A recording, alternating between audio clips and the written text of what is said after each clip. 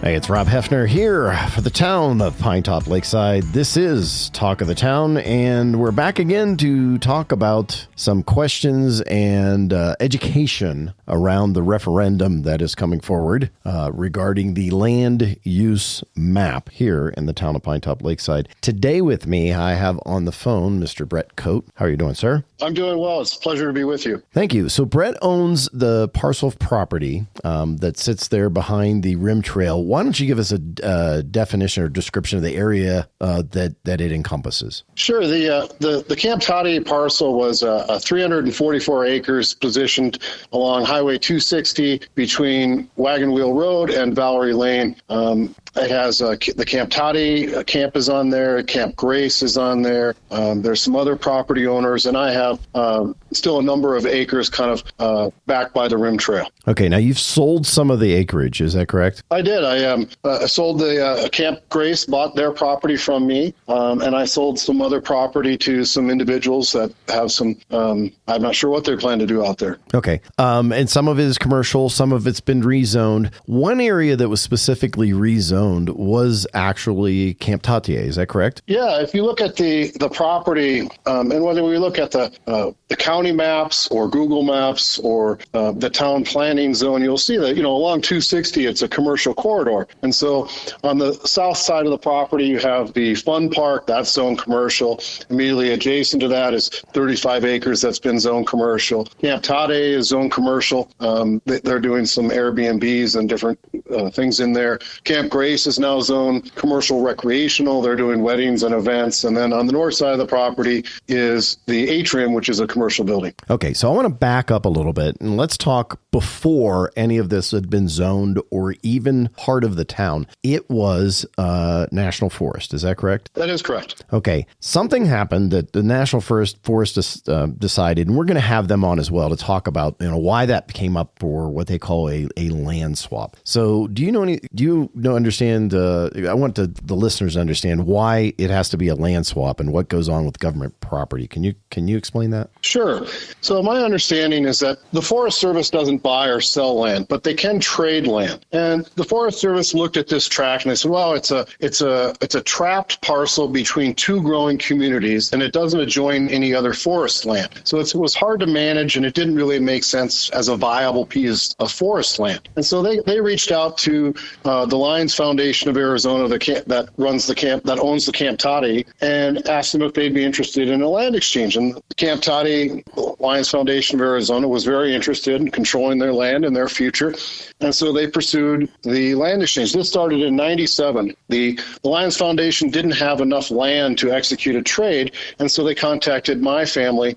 And one of my dad's hobbies was kind of collecting these beautiful pieces of land around the state. And so we partnered with the Lions Foundation and undertook this. The exchange finished in just 2017. So it was a 20-year process and quite expensive. But, there were years of public comments and archaeological remediation and review and appraisals and a final environmental impact study.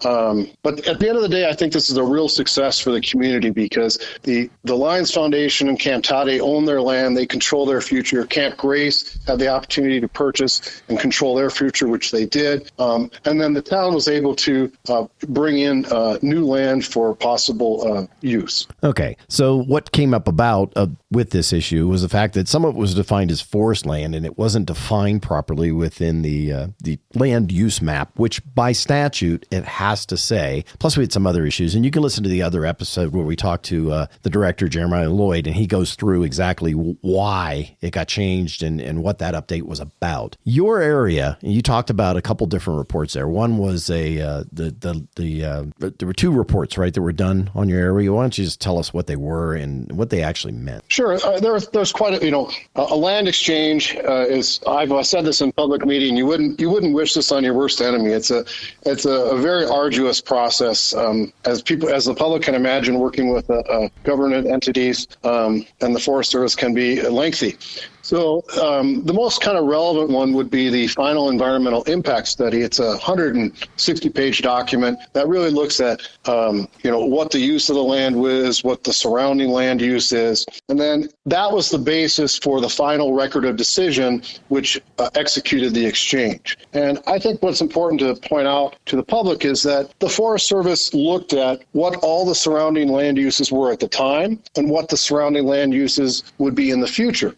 And some of the groups that are excited about this or against this have cited, well, it should be R-low or low-density residential. But that's not what the documents say. They say would likely be zoned, which may include planned development, commercial one, and low-density residential designations. And if we just go back and you look at what the zoning is, and we can all do this on Google Maps or the county GIS page, you can see that all the adjoining properties are mixed density, PUD, and commercial. And the Forest Service anticipated that at the beginning of the exchange. Did the Forest Service in that report dictate any use of land? No, they clearly did not. It was a consideration. They addressed it very clearly. Should any deed restrictions or restrictions on the property be placed? And they clearly rejected that. And they did so for a number of reasons that are outlined in the report.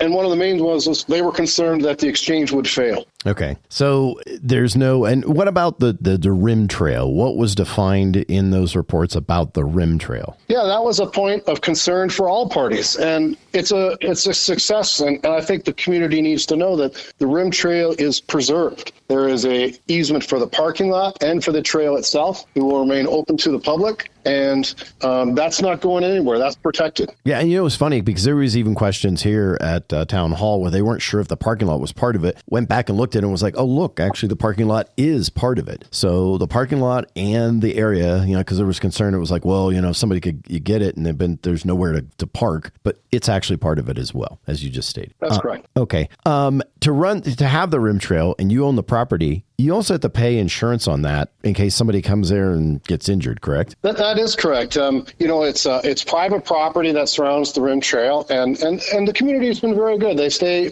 primarily on the trail, but I do have to carry it. It's called a nuisance property when you have a trail through your property. You have to take out extra insurance, and that's just that's unfortunate way of life today, but that's the reality. Yeah. Okay. What other things should people know about the property, about the area that would be of concern? I mean, or have you heard things that actually are not even true about the property and its use or its future use? Well, I think there's a lot of misinformation and fear mongering that goes on. People will come out and say, well, it's supposed to be 1 acre housing, but the Forest Service never stipulated that. That's just a falsehood. And then they'll say, well, they're going to cut down every single tree out there. And we've had the property since 2017. I haven't cut down one tree, and nor would you, because, as a private property owner, trees add value. And so, as I move forward, I have an idea about a guest ranch out there. That's what would attract my clients is the beautiful nature of the property itself. And I think, when people think about land and how you want to treat it and respect it, that's where I'm coming from. Okay. But just everybody understands that this was gained and started, the land swap of moving it from being federal forest land into private ownership was started by your family and the Lions Foundation, actually Camp Tadier. So they've been part of the deal, at least the Lions Foundation from the beginning, correct? Yeah, it's really the Lions Foundation of Arizona that the owners of Camp Tadier that initiated this process.